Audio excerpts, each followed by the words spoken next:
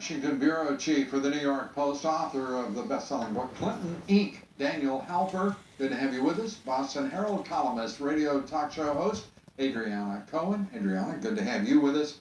Let's start with the man who seems to want to be the most loathsome character in American politics, Paul Ryan. What in the world is the establishment doing? Is he the front man for the with us? Let's start with the man who seems to want to be the most loathsome character in American politics, Paul Ryan.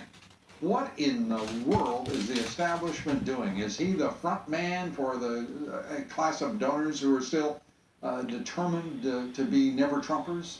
Yeah, it appears that way. I mean, Paul Ryan pulling his support from Donald Trump at a time of need, 3 weeks out from an election, is just the stupidest thing you could ever do. I mean, does he just simply want his party to lose? I mean, Democrats don't do this to Hillary Clinton. They're much more loyal Democrats in their party. It doesn't matter how much scandal that Hillary Clinton is embroiled in, they'll always stand by their nominee, but not the Republicans, and that's why they keep losing and losing time and time again. What do you think, Daniel?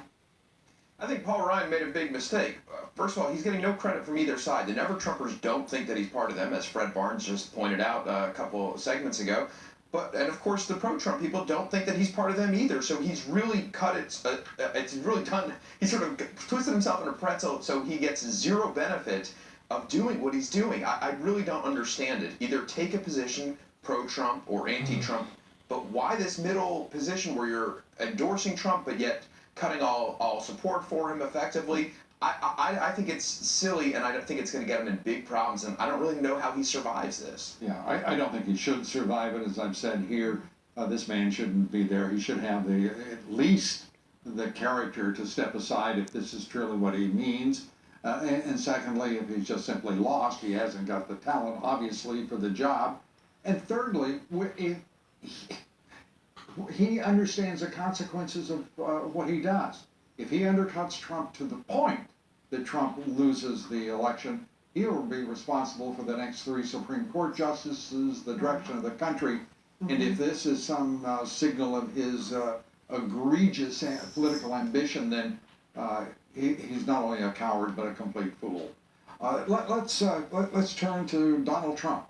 We're listening to him just now, and if we could go back to North Carolina, he's in Charlotte there, where he's behind. I think he's within the margin of error, maybe 4 points in the most recent polling.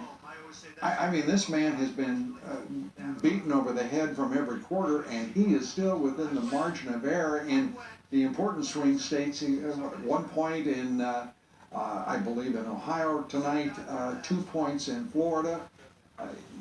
Adriana, this man has got to do what to close the deal? Because that's what this is about now, in particularly these battleground states.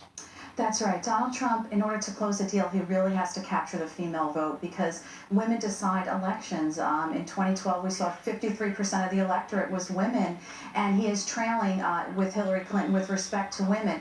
And so I think he really needs to continue to appeal to that very important voter bloc, talk about child care, and talk about issues that women care about, growing the economy and jobs, and remind American women that under failed liberal progressive policies, President Obama, millions of women have fallen into poverty. Women simply cannot afford another 4 years of this. I mean, it's a disaster. We have 94 million Americans out of work.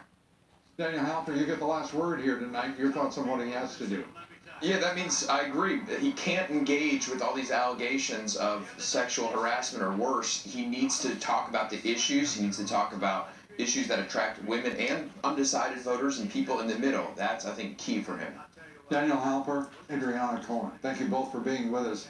We're coming right back with much more. Charlie Hurt joins me next. We'll take out the Clinton cartel.